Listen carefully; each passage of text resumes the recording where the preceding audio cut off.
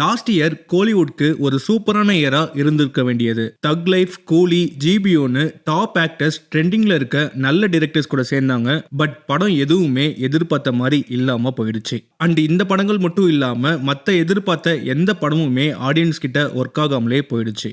என்னதான் tourist family, சிறை மாதிரியான சின்ன படங்கள் நல்லா போயிருந்தாலும் ஓவராலா பாத்தீங்கன்னா போன வருஷம் சினிமா ரசிகர்களுக்கு ஒரு சுமாரான இயரா தான் போச்சுன்னு சொல்லலாம். இந்த வருஷமும் பல பெரிய படங்கள் ரிலீஸ்க்கு ரெடியா இருக்கு. ஹோப் இந்த வருஷமாவது ரிலீஸ் ஆகிற எல்லா படமுமே நம்மள ஹாப்பி ஆக்கும்னு நம்புறேன். ஸோ இந்த வீடியோல டாப் ஹைப்டு மூவிஸ் ஆஃப் 2026 என்னென்ன இருக்கு, அது ஏன் ஹைப்டா இருக்குன்னு வாங்க பார்க்கலாம். நான் சொல்ல போற லிஸ்ட்ல இருக்க எல்லா படத்துக்குமே எக்ஸ்பெக்டேஷன் இருக்கு.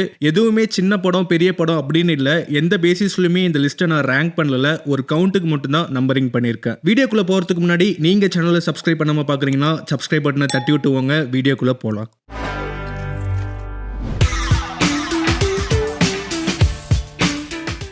இந்த லிஸ்ட்ல 19th இருக்க படம் ராம் சரணோட பெடி. தெலுங்கு இண்டஸ்ட்ரியில இப்போதைக்கு ஒரு கிரவுண்டான மார்க்கெட் வச்சிருக்க ஹீரோஸ்ல ஒருத்தர் ராம் சரண். என்னதான் சொன்னாலும் தெலுங்குல இப்போ ஒரு ராஜமௌழி படம் நடிச்சா அவங்க மார்க்கெட் க்ரோத் கண்டிப்பா ஸ்கை ராக்கெட் ஆகிடும்ன்றது தான் நெசம். இதுக்கு ஒரு முக்கியமான எக்ஸாம்பிளா நம்ம பிரபாஸை சொல்லலாம். என்னதான் பிரபாஸ்க்கு பாகுபலி படத்துக்கு முன்னாடி ஃபேன்ஸ் இருந்தாங்கன்னு சொன்னாலுமே அவரோட ஃபேன்ஸ் கவுண்ட் இன்க்ரீஸ் ஆனது பாகுபலி படத்துக்கு அப்புறம் தான். பாகுபலி படம் பிரபாஸோட மார்க்கெட்டை நார்த்ல ரொம்பவே ஸ்ட்ராங் பண்ணுச்சு. இதே போல ட்ரிபிள் ஆர் படத்துக்கு அப்புறம் ஜூனியர் என்டிஆர் அண்ட் ராம் சரணோட மார்க்கெட் நார்த்ல மட்டும் இல்லாம ஆல் ஓவர் இந்தியா அவங்களோட மார்க்கெட்டை ஸ்ட்ராங் பண்ணுச்சு. ஜூனியர் என்டிஆர் அதுக்கப்புறம் தேவாரா படம் நடிச்சு அவரோட மார்க்கெட்டை இன்னுமே ஸ்ட்ராங் பண்ணிட்டாரு. என்னதான் தமிழ்நாட்டில் பெருசா போகாட்டியுமே அதர் ஸ்டேட்ல நல்லாவே பெர்ஃபார்ம் பண்ணுச்சு தேவாரா. பட் ராம் சரணுக்கு ட்ரிபிள் ஆருக்கு அப்புறம் ரிலீஸ் ஆச்சு ஆச்சாரியா அண்ட் டைரக்டர் சங்கரோட கேம் சேஞ்சர். இந்த படங்கள் என்ன மாதிரியான ரிசல்ட் ப்ரொடியூஸ் பண்ணுச்சுன்னு நம்ம எல்லாருக்குமே நல்லாவே தெரியும். ஸோ ராம் சரண் ஃபேன்ஸ் பெருசா எக்ஸ்பெக்டேஷன் வச்சிருக்காங்க இந்த பெடி படத்து மேல. இந்த ரீசன் மட்டும் இந்த படம் இந்த லிஸ்ட்ல இருக்கிறதுக்கு காரணம் இல்ல.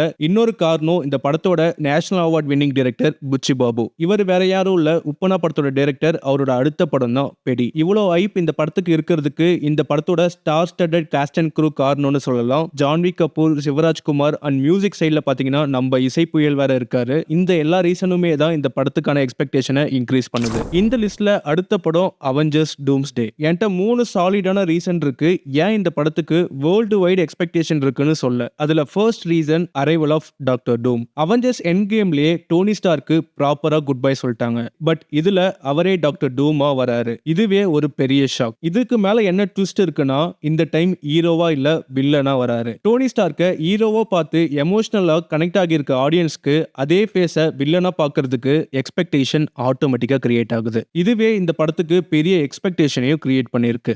செகண்ட் ரீசன் அவெஞ்சர்ஸ்னாலே அது ஒரு படம் மட்டும் இல்ல, அது ஒரு கொண்டாட்டம். எல்லா ஹீரோஸையும் ஒன்னா ஸ்கிரீன்ல வரத பாக்குற ஃபீலே வேற லெவல். அந்த ஃபீலுக்கு மேல இந்த டைம் படத்துல கேப்டன் ஓஜி திரும்ப வராரு. ரொம்ப நாளுக்கு அப்புறம் கேப்டன் அமெரிக்காவை ஸ்கிரீன்ல பார்க்கும்போது கண்டிப்பா நாஸ்டால்ஜியா ஃபுல்லா ஹிட் ஆகும். அதுக்கும் மேல படத்துல பிக்கெஸ்ட் போனஸ் என்னன்னு பாத்தீங்கன்னா எக்ஸ்மன், ஒகாண்டா, ஃபேண்டாஸ்டிக் ஃபோர்னு இவங்களோட என்ட்ரியும் இருக்கு படத்துல. ரொம்ப காலமா ஃபேன்ஸ் வெயிட் பண்ணது இதுக்கு தான். டிஃப்ரெண்ட் யூனிவர்ஸ், டிஃப்ரெண்ட் டோன் எல்லாமே ஒன்னா மிக்ஸ் பண்ண போறாங்க டூம்ஸ்டேல. Third reason MCU fatigue. கடைசியா வந்த மார்வல் படங்கள் எதுவுமே சரியா போகல. ஃபேன்ஸும் டிசப்பாயிண்ட் ஆனாங்க. ஃபேன்ஸ் அடுத்து மார்வல் கிட்ட இருந்து அகைன் ஒரு ஆவரேஜான சூப்பர் ஹீரோ படத்தை கண்டிப்பா எக்ஸ்பெக்ட் பண்ணல. அவங்க எக்ஸ்பெக்ட் பண்றது எல்லாமே ஒரு பெரிய கம்பேக் படம். சோ இந்த டைம்ல தான் வரப்போகுது டூம்ஸ்டே. இந்த படம் அவெஞ்சர்ஸ் லிஸ்ட்ல அடுத்து வர ஒரு சிம்பிள் படம் இல்ல, இதுதான் MCUவோட டர்னிங் பாயிண்ட். சோ ஓவராலா பாத்தீங்கன்னா இந்த படம் ஹிட் ஆச்சுன்னா மார்வல் இஸ் பேக்னு சொல்லலாம். ஃபெயில் ஆனா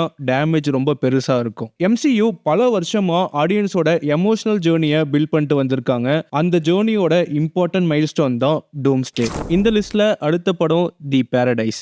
ஏன் இந்த படம் இந்த லிஸ்ட்ல இருக்குன்னு கேட்டா அதுக்கு முக்கியமான காரணம் இந்த படத்தோட டீம் தான் சொல்லுவேன். ரீசன் சிம்பிள் தான். தசரா டீம் நானி அண்ட் ஸ்ரீகாந்த் திரும்ப ஒன்னா சேர்ந்திருக்காங்க இந்த படத்துக்கு. இந்த 2 பேரும் லாஸ்ட் டைம் பண்ண தசரால நானிய ஃபுல்லா டிஃப்ரெண்ட் சைட்ல பார்த்தோம். சாஃப்ட் பாய் இமேஜை பிரேக் பண்ணிட்டு ரா அண்ட் கிரவுண்டடா பெர்ஃபார்ம் பண்ணியிருந்தாரு நானி. பிளஸ் இந்த படத்தை பேன் இந்தியா அப்ரோச்ல எடுத்திருக்காங்க. ஸ்கேலும் பெருசா இருக்கு. படத்தோட கிளிம்ஸை பார்க்கும்போதே தெரியுது. ஆனா கண்டென்ட் ரூட்டடா இருக்கும்னு நம்புறேன். நானி ரீசெண்டா கொடுத்த இன்டர்வியூல கூட சொல்லியிருக்காரு இந்த படம் என்னோட கரியர்லயே ஒன் ஆஃப் த பெஸ்ட் படமா இருக்கும்னு. அது மட்டும் இல்லாம இந்த படத்துல ஏகப்பட்ட சர்ப்ரைஸ் எலிமெண்ட் இருக்கு. அது எல்லாமே ஆடியன்ஸை ஸ்கிரீன் முன்னாடி எந்திரிச்சு நிக்க வைக்கும்னு சொல்லியிருக்காரு. இந்த படத்தோட கிளிம்ஸும் நானியோட அந்த புது லுக்கும் அனிருத்தோட மியூசிக்னு சேர்ந்து எல்லாமே இந்த படத்துக்கான ஒரு நல்ல ஐப்பை செட் பண்ணிருக்கு. ஸோ ஓவர் ஓவராலா பார்த்தா தி பாரடைஸ் படத்துக்கு எக்ஸ்பெக்டேஷன் வெறும் படத்தோட கிளிம்ஸ்னால மட்டும் கிரியேட் ஆகல, ட்ரஸ்ட்னால கிரியேட் ஆயிருக்கு. இந்த காம்போ மேலயும் அவங்க கண்டென்ட் மேலயும் பார்க்கலாம் இந்த டைம் இந்த காம்போ என்ன பண்றாங்க. இந்த லிஸ்ட்ல அடுத்த படம் ஒரு மலையாள சினிமா, நிவின் பாலியோட பெத்லெஹேம் குடும்ப யூனிட். சில ஆக்டர்ஸ்க்கு மட்டும்தான் ஏட்டர்ஸ் ரொம்ப கம்மியாவே இருப்பாங்க. அதுல ஒருத்தவர் தான் நிவின் பாலி. பிரேமம் படம் அவரை நல்லா உச்சியில கொண்டு போய் விட்டுச்சு. பட் அதுக்கப்புறம் அவர் நடிச்ச படங்கள் எல்லாமே பெருசா போகவே இல்லை. நிவின் பாலி நடுவுல எங்கடா போனாரு அப்படின்னு கேட்கிற மாதிரி தான் இருந்துச்சு அவர் நடிச்ச எல்லா படமுமே. ரொம்ப வருஷத்துக்கு அப்புறம் வருஷங்களுக்கு சேஷம் படம் ஒரு கம்பேக்கா அமைஞ்சது நிவின்க்கு. அடுத்து ரீசெண்டா ரிலீஸ் ஆன சர்வமய படம் நான் திரும்ப வந்துட்டேன்டா அப்படின்னு சொன்ன மாதிரி இருந்துச்சு. ரொம்ப வருஷங்களுக்கு அப்புறம் நிவின் ஒரு ப்ராப்பரான சக்சஸை டேஸ்ட் பண்றாரு சர்வமய படத்துல. Back to back successful film கொடுத்து நிவின் அவரோட கம்பேக்கை ரெஜிஸ்டர் பண்ணிருக்காரு. அவரோட அடுத்த படத்துக்கு இப்ப யார் கூட ஜாயின் பண்ணிருக்காருன்னா வேற யாரும் இல்ல, கிரீஷ் ஷேடி. இவரு என்னோட ஃபேவரட் டைரக்டர்ல ஒன்னு. டைரக்டர் கிரீஷ் ஷேடிக்கு ராம்காம் அண்ட் ஃபீல் குட் ஜானர்ல பிளாக் பஸ்டர் ட்ராக் ரெக்கார்ட் வச்சிருக்காரு. Thanneer Mathan Dinangal, super Sharanya and recent blockbuster Premalu. ஒவ்வொரு சீன்லயுமே நம்மள சிரிக்க வைக்கிற டைரக்டர் தான் கிரீஷ் ஷேடி. இவரு ஆடியன்ஸ்க்கு சிம்பிளா, ரிலேட்டபிளா, fun filled family entertaining stories கொடுக்கறதுல ஜித்து. இந்த ப்ராஜெக்டோட அனௌன்ஸ்மெண்ட் எப்போ வந்துச்சோ அப்பைல இருந்தே ஆடியன்ஸ் கிட்ட பெரிய எக்ஸ்பெக்டேஷன் கிரியேட் ஆயிடுச்சு. கிரீஷ் ஷேடி ராம்காம்ல எவ்வளவு ஸ்ட்ராங்னு நம்ம எல்லாருக்குமே தெரியும். அதே ஜானர்ல தலைவன் நிவின் பாலி எப்படி பெர்ஃபார்ம் பண்ணுவானோ நமக்கு தெரியும். கண்டிப்பா இந்த படம் ரெண்டு பேருக்குமே ஒரு மினிமம் கேரண்டி சக்சஸை கொடுக்கும். பெத்லெஹேம் குடும்ப யூனிட்க்கு மலையாள ஃபேன்ஸ் மட்டும் எக்ஸ்பெக்டேஷன்ல இல்ல, ஆல் ஓவர் இந்தியாவே வெயிட்டிங்ல இருக்கு. அடுத்து இந்த லிஸ்ட்ல இருக்க படம் சூர்யாவோட கருப்பு. இனிஷியலா இந்த படத்தோட அனௌன்ஸ்மெண்ட் வந்தப்போ நான் ஷாக் தான் ஆனேன். ஏன்னா இந்த ஆக்டர் டைரக்டர் காம்போவை எக்ஸ்பெக்டே பண்ணல. எனது ஆர்ஜே பாலாஜி சூர்யா வச்சு படம் பண்றாரான்னு கேட்கற மாதிரி தான் இருந்துச்சு. இங்க நான் ஆர்ஜே பாலாஜியை நான் தப்பா மீன் பண்ணல.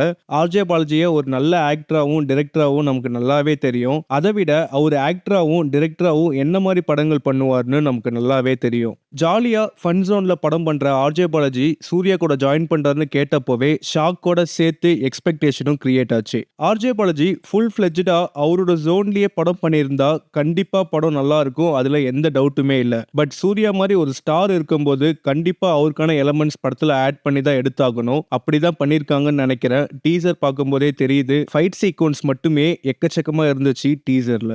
இந்த படம் ஆர்ஜே பாலாஜியோட கெரியர்ல ஒரு முக்கியமான படமா இருக்கும். ஏன்னா ஆர்ஜே பாலாஜி இதுவரைக்கும் டைரக்ட் பண்ணது எல்லாமே fun filled family entertainer movies மட்டும்தான். அவர் இதுவரைக்கும் மாஸ் ஹீரோஸை வச்சு ஒரு படம் பண்ணதில்ல. அவரோட ஸ்டைல்ல மாஸ் ஹீரோக்கு எப்படி படம் பண்ணியிருக்காருன்னு பார்க்கறதுக்கே எக்ஸ்பெக்டேஷன் இருக்கு. இது ஒரு பக்கம் இருக்க, இது ஆர்ஜே பாலாஜிக்கு மட்டும் ஒரு முக்கியமான படம் இல்ல, நம்ம அண்ணன் சூர்யாக்கும் ரொம்ப முக்கியமான படமா இருக்கு. கங்குவா படத்தோட டிசாஸ்டருக்கு அப்புறம் வந்த ரெட்ரோ படம் அவருக்கு ப்ராப்பரான கம்பேக்கை கொடுத்துச்சான்னு கேட்டா இல்லன்னு தான் சொல்லுவேன். படம் என்னதான் பாக்ஸ் ஆஃபீஸ்ல டீசெண்டா கலெக்ட் பண்ணியிருந்தாலும் படத்துக்கு மிக்ஸ்டு ரிவ்யூஸ் தான் கிடைச்சது. ஃபால்ல இருந்த சூர்யாவுக்கு ரெட்ரோ படம் ஒரு கம்பேக் படமா அமையாம போயிடுச்சு. ஸோ அண்ணனோட ஃபேன்ஸ் மட்டும் இல்லாம எல்லாருமே சூர்யாவோட கம்பேக்கு வெயிட் பண்ணிட்டு இருக்காங்க.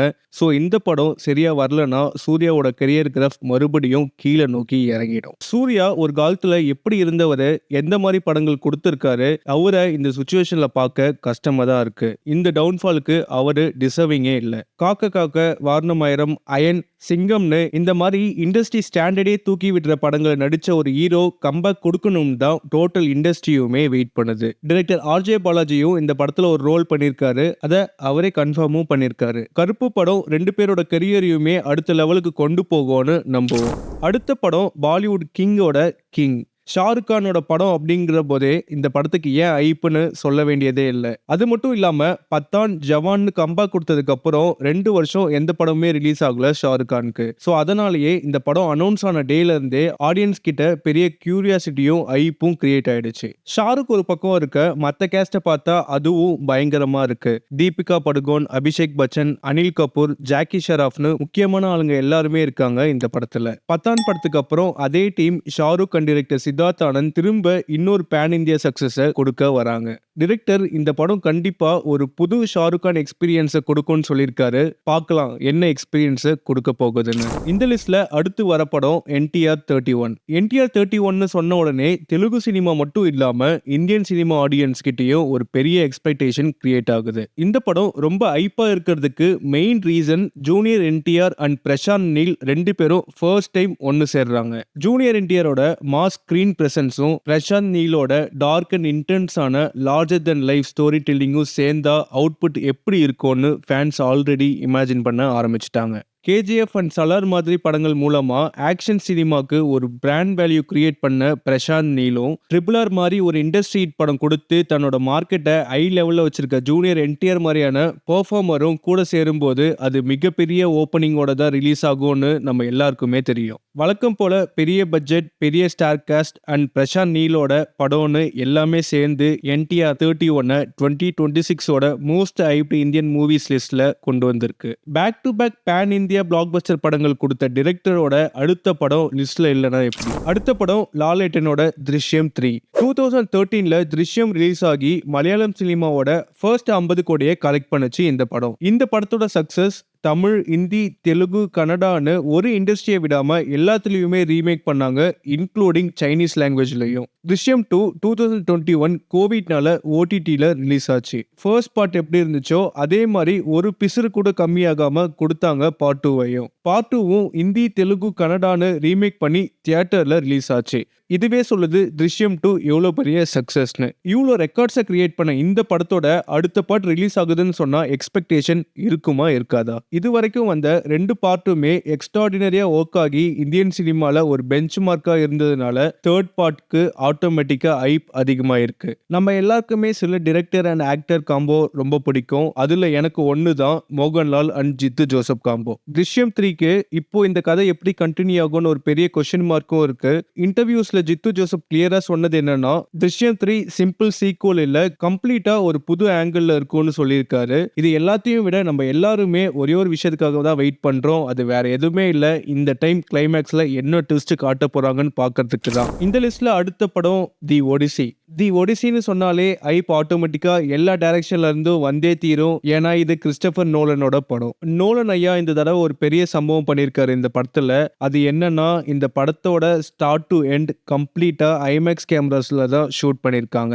இந்த படம் தான் கம்ப்ளீட் மூவியை ஃபுல்லா ஐமேக்ஸ் கேமரா யூஸ் பண்ணி எடுக்கப்பட்ட ஃபர்ஸ்ட் படம். இதுக்கு முன்னாடி வந்த படங்கள்ல ஐமேக்ஸ் கேமராஸ் யூஸ் பண்ணி ஷூட் பண்ணியிருக்காங்க, குறிப்பிட்ட சீக்வன்ஸ் மட்டும்தான். ஃபுல் படத்தையும் எடுத்ததில்ல. இந்த படம் தான் ஃபர்ஸ்ட் டைம் ஃபுல் படத்தையுமே ஐமேக்ஸ் கேமரால எடுத்திருக்காங்க. யூசுவலா நோலனோட படம்னாலே சயின்ஸ், டைம், பிசிக்ஸ்னு இது எல்லாமே தான் இருக்கும். ஃபார் த ஃபர்ஸ்ட் டைம் இந்த தடவை பீரியட் ஜானர்ல படம் பண்ணியிருக்காரு. இந்த ஜானர்ல நோலன் எந்த மாதிரி புது விஷயங்களை கொண்டு வர போறாருன்னு பார்க்கிறதுக்கு ஃபேன்ஸ் ரொம்ப ஆர்வமா இருக்காங்க. கிறிஸ்டபர் நோலனோட படம்னு சொன்னாலே அது தியேட்ரிக்கல் எக்ஸ்பீரியன்ஸ் தான். அதுக்கேற்ற மாதிரி யூஎஸ்ல படம் ரிலீஸுக்கு ஒரு வருஷத்துக்கு முன்னாடி, அதாவது போன வருஷம் ஐமேக்ஸ் டிக்கெட்ஸை ரிலீஸ் பண்ணியிருக்காங்க. ஃபிராக்ஷன் ஆஃப் மினிட்ஸ்ல எல்லா டிக்கெட்டுமே வித்துருச்சு. இந்த ஒரு விஷயமே போதும் இந்த படத்துக்கான கிரேஸ் எந்த அளவுக்கு இருக்குன்னு சொல்றதுக்கு. இதுக்கு மேல என்னத்த சொல்ல. 2026 ஐப்டு மூவிஸ்ல அடுத்த படம் ராமாயணா. ராமாயணா ஒரு சினிமா மட்டும் இல்ல, இந்தியன் கல்ச்சரோட ஐடென்டிட்டியை ஸ்கிரீன்ல ரீக்ரியேட் பண்ண போற ஒரு ஆம்பிஷியஸ் ப்ராஜெக்ட். ராமாயணோட இன்ட்ரோடக்ஷன் வீடியோ வந்தப்போ ஒரு கேஸ்டையும் பார்க்கும்போது எனக்கு சர்ப்ரைசிங்கா தான் இருந்துச்சு. பட் எனக்கு இந்த ஒரு விஷயத்தை பார்த்தோன்னே ஐ வாஸ் கம்ப்ளீட்லி ஷாக்ட். அது என்னன்னா, music by Hans Zimmer and AR Rahman. இந்த 2 நேமையும் பார்த்தப்போ வெயிட் வாட் அப்படிதான் இருந்துச்சு. இதெல்லாம் கனவுல கூட நினைச்சு பார்த்திருக்க மாட்டோம். இந்த 2 லெஜெண்டும் சேர்ந்து ஒரு படத்துக்கு மியூசிக் போடுறதெல்லாம். Thanks to the director Nitish Tiwari. எனக்கு இந்த ஒரு விஷயமே போதும் இந்த படத்தை இந்த லிஸ்ட்ல தூக்கி வந்து வைக்கிறதுக்கு. பட் இது மட்டும் இல்லாம இன்னொரு பக்கம் ரன்பீர் கபூர், யாஷ், சாய் பல்லவி, சன்னி டியால்னு ஸ்ட்ராங்கான கேஸ்டிங் பண்ணியிருக்காரு டிரெக்டர் நிதிஷ். இவங்க மட்டும் இல்லாம இன்னும் சர்ப்ரைஸா பல பேர் படத்துல இருக்காங்க. இந்த படத்தோட பட்ஜெட் பாத்தீங்கன்னா 4000 கோடிக்கு மேல செலவு பண்ணி எடுத்துட்டு இருக்காங்க. இதுதான் இப்போதைக்கு இந்தியாவோட ஹையஸ்ட் பட்ஜெட் பிலிமாவும் இருக்கு. இவ்வளோ பெரிய பட்ஜெட்ல பண்றாங்கன்னா இது வெறும் பேன் இந்தியாவுக்கு மட்டும் எய்ம் பண்ணல, வேர்ல்டு வைட் திரும்பி பார்க்க வைக்கிற ஒரு படமா கண்டிப்பா இருக்கும். அடுத்து பார்க்க போற படம் மாலிவுட் டைம்ஸ். படத்தோட tagline a hate letter to cinema. இதை பார்த்தோன்னே இது வெறும் சாதாரண படம் மட்டும் இல்ல, பெரிய சம்பவம் ஏதோ பண்ண போறாங்கன்னு நல்லா தெரிஞ்சுது. அதுக்கப்புறம் படத்தோட டைட்டில் மாலிவுட் டைம்ஸ்னு பார்த்ததுக்கு அப்புறம் இது ஒரு யூஸ்வல் மலையாள சினிமாவை மட்டும் இருக்காதுன்னு தெரிஞ்சுது. படத்தோட டிரெக்டர் யாருன்னு பார்த்தீங்கன்னா முகுந்தன் உன்னி அசோசியேட். படத்தோட டிரெக்டர் அபினவோட செகண்ட் படம். முகுந்தன் உன்னி அசோசியேட் மாதிரி அன்கன்வென்ஷனல் டார்க் காமெடி படத்தை கொடுத்த இவரு இந்த டைம் சினிமா இண்டஸ்ட்ரியே ஒரு சப்ஜெக்டா எடுத்து ஒரு படம் பண்றாரு. அது மட்டும் இல்லாம இந்த பக்கம் கண்டினியூஸா ஹிட் படங்களை மட்டும் கொடுத்து வர நஸ்லன் கூடயும் சேர்ந்திருக்காரு.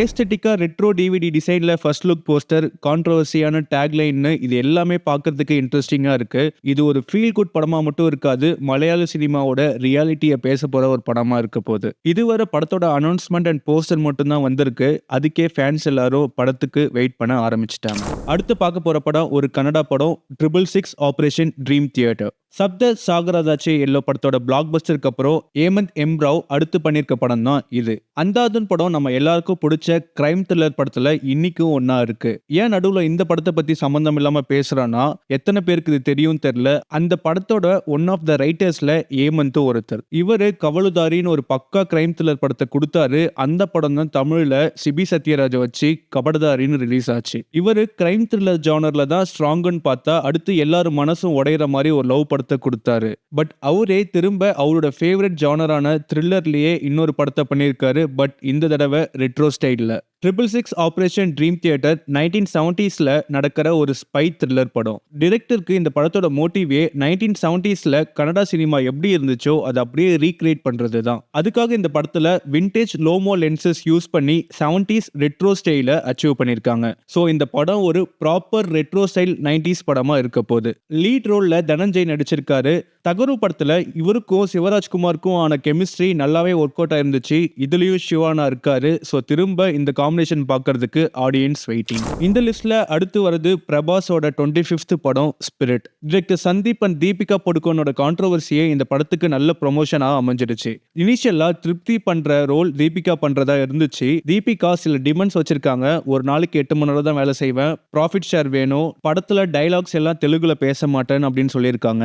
அதுக்கு சந்தீப் நீ கிளம்புமான்னு ப்ராஜெக்டை விட்டு அனுப்பிடுறாரு. சடனா ஒரு நாள் சந்தீப் கிட்ட இருந்து ஒரு ட்வீட் வருது, இன்டைரக்டா தீபிகாவை அட்டாக் பண்ற மாதிரி. ப்ராஜெக்டை விட்டு போன தீபிகா படத்தோட கதையை வெளியே லீக் பண்ணிருப்பாங்க போல. அது நம்ம ஆளுக்கு தெரிஞ்சிருச்சு. டர்ட்டி பிஆர் கேம்ஸ் பண்றாங்கன்னு போட்டு கிழிச்சு விட்டாரு. படத்தோட ஃபர்ஸ்ட் லுக் எதுவுமே ரிலீஸ் ஆகிறதுக்கு முன்னாடியே இந்த விஷயமே இந்த படத்தை எல்லார்கிட்டயும் போய் சேர்த்துச்சு. இப்போ இந்த படத்தோட கதைக்கு வருவோம். Prabhas for the first time police ஆபீசரா வராரு இந்த படத்துல. அர்ஜுன் ரெட்டி, கபீர் சிங், அனிமல் மாதிரி படங்கள் மூலியமா இவர் ரா எமோஷன்ஸை போல்டா சொல்லியிருந்தாலும் இன்னொரு பக்கம் அது எல்லாமே இவரை ஒரு ஸ்ட்ராங்கான கான்ட்ரோவர்சி கொண்டு போய் ஒரு பெரிய டிபேட்டை கிரியேட் பண்ணுச்சு இண்டஸ்ட்ரியில. கிரிட்டிக்ஸும் ஒரு செட் ஆஃப் ஆடியன்ஸும் இவர் சினிமால டாக்ஸிக் பிஹேவியர் குளோரிஃபை ஆகுதுன்னு அக்யூஸ் பண்றாங்க. எஸ்பெஷலி யங் ஆடியன்ஸ்க்கு இவர் படம் ராங்கா இன்ஃப்ளூயன்ஸ் பண்ணுதுன்னு சொல்லிட்டு இருக்காங்க. பட் இது எல்லாத்துக்குமே சந்தீப் கிட்ட ஒரு ப்ராப்பரான ரிப்ளை இருக்கு. இந்த டைம் சந்தீப் டிஃப்ரெண்டா என்ன சொல்ல போறாருன்னு ஒரு சைலண்டான கொஸ்டின் ஆடியன்ஸ் கிட்ட கிரியேட் ஆயிருக்கு. நெவர்திலெஸ் இந்த கிரிட்டிசிசம் எல்லாமே ஸ்பிரிட்டோட ஐப்பை குறையாம இன்க்ரீஸ் பண்ணிட்டே இருக்கு. ஸ்பிரிட் சக்சஸ் ஆகுமா இல்ல கான்ட்ரோவர்சியில மாட்டிக்குமான்னு தெரியல. ஆனா ஒரு விஷயம் மட்டும் கிளியர், இந்த படம் ரிலீஸ் ஆகும் வரை ஸ்பிரிட் சினிமா கான்வர்சேஷனோட சென்டர்ல இருக்கும். அடுத்து the talk of the town Dhurandhar 2. ரீசெண்டாக நம்ம யாரை மீட் பண்ணியிருந்தாலும் இந்த படத்தை பற்றி கண்டிப்பாக பேசியிருந்திருப்போம். அதுக்கு மெயின் ரீசன் துரந்தர் கிரியேட் பண்ண இம்பாக்ட். துரந்தர் படம் ஜஸ்ட் இட்டு மட்டும் இல்லை, ரெக்கார்ட் பிரேக்கிங் பிளாக் பஸ்டராக ஆயிருக்கு. அதனால இந்த படத்தோட சீக்வலுக்கு ஆட்டோமேட்டிக்காக எக்ஸ்பெக்டேஷன் வந்திருக்கு. டிரெக்டர் ஆதித்யாவோட ஸ்ட்ரென்த்தான ஸ்பை த்ரில்லர் ஜானரில் வந்த இந்த படம் 3 நாளில் 1000 கோடியை கிராஸ் பண்ணி செகண்ட் ஹையஸ்ட் கிராசிங் இந்தியன் படம்னு தங்கலுக்கு அப்புறம் 2வது பொசிஷனையும், ஹையஸ்ட் கிராசிங் இந்தியன் மூவிஸில் 5வது பொசிஷனையும் எடுத்திருக்கு. லாஸ்ட் டிசம்பர் ஃபுல்லா அக்ஷய் கண்ணா தான் சோஷியல் மீடியா ஃபீட் ஃபுல்லா ரோல் பண்ணிட்டு இருந்தாரு. ஸ்வாக் அண்ட் ஸ்டைலா வந்து சைலண்டா ஆடியன்ஸை கவர் பண்ணிட்டு போயிட்டாரு. அந்த சாங்கும் அவருக்கு பக்காவா செட் ஆயிருந்துச்சு. துரந்தர் இந்தியில மட்டும் ரிலீஸ் ஆனாலும் இந்தியா ஃபுல்லா போய் படம் ரீச் ஆச்சு. அதனாலேயே துரந்தர் 2 படத்தை தமிழ், தெலுங்கு, கன்னடா, மலையாளம்னு எல்லா லாங்குவேஜ்லயும் டப் பண்ணி ரிலீஸ் பண்றாங்க. ஈத் வீக்கெண்ட்ல ரிலீஸ் பண்ண பிளான் பண்ணிருக்காங்க. அந்த ஹாலிடேஸ்க்கு பெரிய படங்கள் ரிலீஸ் ஆக வாய்ப்பு இருக்கு. அதனால காம்படிஷன்ஸும் இருக்கும். இல்ல துரந்தர் படம் வரதுனால மத்த படமும் பயந்துட்டு வராம போகவும் வாய்ப்பு இருக்கு. ஏன்னா பார்ட் 1 பண்ண செயல் அப்படி. இந்த லிஸ்ட்ல 5th பிளேஸ்ல இருக்க படம் லவ் இன்சூரன்ஸ் கம்பெனி. ஆட்ரிக் 100 கோடி படங்களை கொடுத்த பிரதீப் ரங்கநாதனுக்கு அடுத்த படமா இந்த வருஷம் ரிலீஸ் ஆகுது எல்ஐகே. ஒரு ஆக்டருக்கு சினிமால அவர் நடிக்கிற ஃபர்ஸ்ட் 3 படமே 100 கோடி கலெக்ட் பண்றது அப்படின்றது சாதாரண விஷயம் இல்ல. இண்டஸ்ட்ரியில ரொம்ப வருஷமா இருக்க பல ஆக்டர்ஸே ஸ்ட்ரகிள் பண்ணும்போது பிரதீப் ரங்கநாதன் டோட்டலா யங்ஸ்டர்ஸை கவர் பண்ணிட்டாரு. இந்த பக்கம் விக்னேஷ் சிவனுக்கு நானும் ரவுடி தான் படத்துக்கு அப்புறம் ரிலீஸ் ஆன 2 படமுமே அந்த அளவுக்கு பெருசா சக்சஸா அமையல. என்னதான் காத்து வாக்குல 2 காதல் படம் கமர்ஷியலா சக்சஸ் ஆனாலும் எல்லாரையுமே சாட்டிஸ்ஃபை பண்ணல அந்த படம். அதுக்கப்புறம் 3 வருஷத்துக்கு எந்த படமுமே இல்ல விக்னேஷ் சிவனுக்கு. நடுவுல கன்ஃபார்ம் ஆன அஜித் குமாரோட ப்ராஜெக்டும் டிராப் ஆச்சு. ஸோ அவருக்கு இந்த படம் ரொம்ப முக்கியமான படமா இருக்கு. ஒரு ப்ராப்பரான சக்சஸ்க்கு வெயிட் பண்ணிட்டு இருக்காரு. எல்ஐகேயோட டீசர் சூப்பரா இருந்துச்சு. விஷுவல்ஸ் எல்லாமே பார்க்கறதுக்கு ஃப்ரெஷ்ஷா இருந்துச்சு. விக்னேஷ் சிவனோட ஃபியூச்சரிஸ்டிக் வேர்ல்டை பில்ட் பண்றதுக்கு ரவிவர்மன் ஒரு ஸ்ட்ராங்கான சப்போர்ட்டா இருந்திருக்காரு. டீசர்ல வந்த ஒரு ஃப்ரேம்லயுமே அது தெரிஞ்சது. அதே மாதிரி டீசர்ல கடைசியா வந்த எனக்கு என்ன யாரும் இல்லையே சாங் வேற லெவல் சர்ப்ரைஸை கொடுத்துச்சு. கேட்டோன்னே ஒரு 10 வருஷம் பின்னாடி போன போன மாதிரி இருந்துச்சு. இந்த மாதிரி என்னென்னலாம் சர்ப்ரைஸ் படத்துல இருக்குன்னு தெரியல. இந்த படத்தோட release date multiple times confirm ஆகி சேஞ்ச் ஆயிருக்கு. இன்னும் ரிலீஸ் டேட் கன்ஃபார்ம் ஆகல. பார்க்கலாம் படம் எப்போ வருதுன்னு. இந்த லிஸ்டோட அடுத்த படம் சூர்யா 47. ரோமஞ்சம் ஆவேசம்னு back to back blockbuster success கொடுத்த ஜித்து மாதவனோட அடுத்த படத்துக்கு ஃபேன்ஸ் வெயிட் பண்ணிட்டு இருக்கும்போது அந்த படத்தோட அனௌன்ஸ்மெண்ட் எல்லாரையுமே ஷாக் ஆகுச்சு. அது Suriya 47 is directed by Jeethu Madhavan. இதை கேட்டோன்னே ஒரு பக்கம் ஜித்து மாதவன் ஃபேன்ஸும் ஹாப்பி, சூர்யாவோட ஃபேன்ஸும் பயங்கர ஹாப்பி. ஜித்து மாதவனோட படங்கள் எப்படி இருக்கும்னு தெரியும். அவர் ஜோன்ல படம் பண்ணும்போது அவர் பண்ண 2 படமே ஹிட் ஆச்சு. இந்த படத்துல சூர்யாக்கான கமர்ஷியல் எலமெண்ட்ஸ் வைக்கிறேன்னு எதுவும் பண்ணாம அவரோட ஸ்டைல்லே படம் பண்ணாருன்னா கண்டிப்பா படம் வேற லெவல்ல இருக்க போகுது. ஆவேசம் படத்துல எப்படி ஃபாஃபாவை ரீஇன்ட்ரோடியூஸ் பண்ணாரோ அதே மாதிரி இந்த படத்துல சூர்யாவை ரீஇன்ட்ரோடியூஸ் பண்ணா நல்லா இருக்கும். தமிழ் ஆக்டர்ஸ் எல்லாரும் மலையாள டிரெக்டர்ஸை பிடிக்க ஆரம்பிச்சிட்டாங்க. ரீசெண்டா ரிலீஸ் ஆன தலைவர் தம்பி தலைமையில் படத்தோட டிரெக்டரும் மலையாள டிரெக்டர் தான். இப்ப சூர்யாவும் சேர்ந்திருக்காரு. இது ஒரு ஹெல்த்தியான கொலாபரேஷனா இருந்தாலும் இன்னொரு பக்கம் ஒரு கேள்வியும் கிரியேட் ஆகுது. அது என்னன்னு பாத்தீங்கன்னா, தமிழ்ல நல்ல கதைக்கும் டிரெக்டர்ஸ்க்கும் பஞ்சம் ஆயிடுச்சா அப்படின்னு. இந்த லிஸ்ட்ல அடுத்த படம் தளபதியோட லாஸ்ட் டான்ஸ் ஜனநாயகன். இது தளபதி விஜயோட சினிமா கரியரின் க்ளோசிங் சாப்டர்னே சொல்லலாம். தளபதி சினிமா இண்டஸ்ட்ரியை விட்டு போகும்போது அவருக்கு ஒரு நல்ல ஃபேர்வெல் கொடுத்து அனுப்பி வைக்கணும்னு பார்த்தாங்க. பட் அன்னெசரி டிலேஸ் எல்லாமே இந்த படம் பார்க்கணும் அப்படிங்கிற ஐப்ப தமிழ்நாடு மட்டும் இல்லாம இந்தியா மட்டும் இல்லாம வேர்ல்டு வைட் டபுள் மடங்கு அதிகமாக்கி இருக்கு. ஆனா ஒரு விஷயம் ஃபார் ஷோர், ஜனநாயகன் ரிலீஸ் ஆகும்போது அது ஒரு ஜஸ்ட் மூவியா மட்டும் இருக்காது, கண்டிப்பா ஒரு எமோஷனல் மூமெண்டா இருக்கும். இத்தனை வருஷம் நம்மளை என்டர்டெயின் பண்ண தளபதி விஜயோட கடைசி படம்னு சொல்லும் போது கொஞ்சம் கஷ்டமா தான் இருக்கு. கதை என்ன வேணாலும் இருந்துட்டு போட்டோம், ஆனா தளபதியை ஒன் லாஸ்ட் டைம் தியேட்டர்ல போய் பார்க்கறதுக்கு அன்னைக்கு ஒரு கூட்டமே வரப்போகுது. இந்த லிஸ்ட்ல 2ஆவதா இருக்க படம் தலைவரோட ஜெயிலர் 2.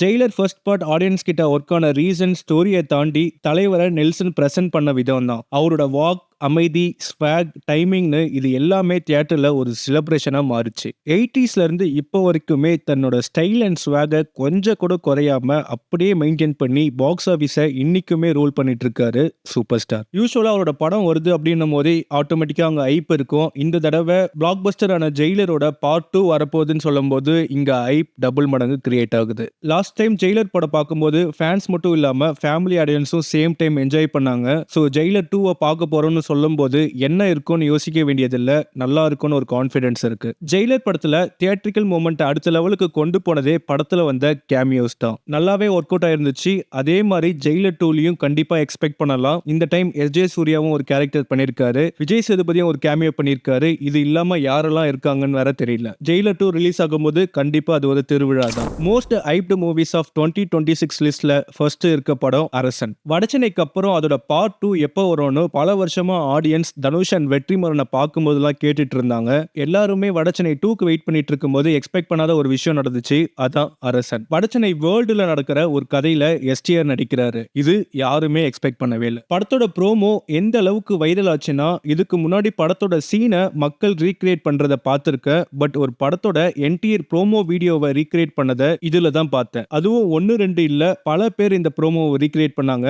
அதுவே சொல்லுது இந்த படத்துக்கான ஹைப் எந்த அளவு இருக்குன்னு. இன்னொரு சரியான சம்பவம் என்ன இருக்குன்னா, already Simbu and Dhanush fans எதிரும் புதிருமா தான் இருக்காங்க. இப்போ வடச்சென்னை வேர்ல்ட்ல வர அரசன் இருக்கு. சோ கண்டிப்பா அரசன்ல இல்ல ஃபியூச்சர்ல இந்த வேர்ல்டுல வர படங்கள்ல தனுஷ் அண்ட் எஸ்டிஆரை ஒரே ஸ்கிரீன்ல பார்க்க அதிக சான்ஸ் இருக்கு. இப்போ அதை நினைச்சாலே பயங்கரமா இருக்கு. எஸ்டிஆர் முன்னாடியே கமிட் பண்ண எல்லா படமுமே ஒன்னொன்னா டிராப் ஆயிட்டு இருக்கு. தேசிங்கி பெரியசாமி கூட பண்றதா இருந்த பீரியட் படமும் டிராப் ஆயிடுச்சு. அவர் அடுத்து மணிகண்டன் வச்சு ஒரு படம் பண்றாரு. பார்க்கிங் டைரக்டர் கூட பண்ண இருந்த எஸ்டிஆர் 49 டிராப் ஆயிடுச்சு. அஸ்வந்த் மாரிமுத்து கூட பண்ற படம் அதோட ஸ்டேட்டஸ் என்னன்னே தெரியல. சோ எஸ்டிஆருக்கு ஒரு கம்பேக்னா அது அரசனா தான் இருக்க போகுது. படத்தோட ரிலீஸ் டேட் இன்னும் அனௌன்ஸ் பண்ணல. மோஸ்ட்லி இந்த வருஷம் வரதுக்கான வாய்ப்பு அதிகமாவே இருக்கு, அன்லெஸ் வெற்றிமாறன் பேட்ச் ஒர்க்னு போகாம இருந்தா. சோ இதுதான் என்னோட மோஸ்ட் எக்ஸ்பெக்டட் மூவிஸ் ஆஃப் 2026 லிஸ்ட்ல இல்லாத ஏதாவது படத்துக்கு நீங்க ரொம்ப எக்ஸ்பெக்ட் பண்றீங்கன்னா அது எந்த படம்னு கமெண்ட்ல சொல்லுங்க. லாஸ்ட் இயர் மாதிரி இல்லாம இந்த வருஷம் எக்ஸ்பெக்ட் பண்ண எல்லா படமுமே நம்மள சாட்டிஸ்ஃபை பண்ணணும்னு நம்புறேன். இந்த வீடியோ உங்களுக்கு பிடிச்சிருந்தா வீடியோவை லைக் பண்ணிடுங்க. ஃப்ரைடே ஃபிலிம்ஸை நீங்க சப்ஸ்கிரைப் பண்ணாம பாக்குறீங்கன்னா சப்ஸ்கிரைப் பட்டனை தட்டி விட்டுருங்க. அப்பதான் நான் போடுற வீடியோ உங்களை உடனே வந்து சேரும். அடுத்த வீடியோல சந்திக்கலாம்.